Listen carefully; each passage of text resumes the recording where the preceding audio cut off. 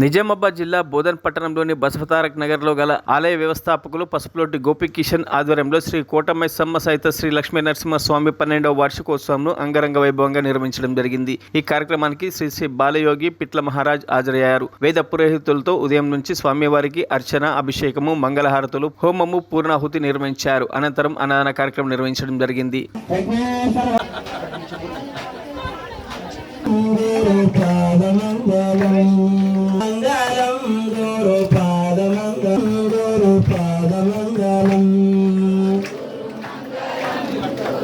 గోపి గారు, గౌతమ్ ప్రీతము, ఇక ఆయన వెనుక ఉన్న అనుచరులు, ఆయన వెనుక కార్యకర్తలు, సేవకులు, ప్రతి ఒక్కరి కాలనీ వాసులంతా కలిసి ఈ ద్వాదశి వార్షికోత్సవాన్ని రంగరంగ వైభవంగా చేశారు.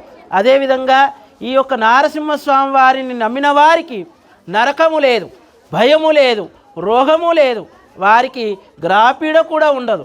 అందుకే నారసింహ నారసింహ, ఇటు నరుడు కాదు, ఇటు మృగము కాదు, నరుడు మృగముతో కూడినటువంటి ద్వాదశి అవతారాల్లో భక్త ప్రహ్లాదుడికి బోధన్ పట్టణంలోని బసవతారక నగర్ అందు కలదు.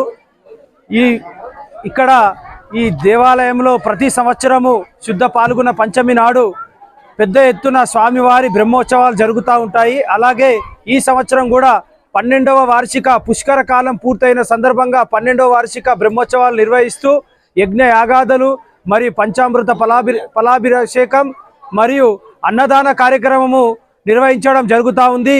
అలాగే రేపు 15 మరిన్ని అప్డేట్స్ కోసం మా ఛానల్ని సబ్స్క్రైబ్ చేయండి.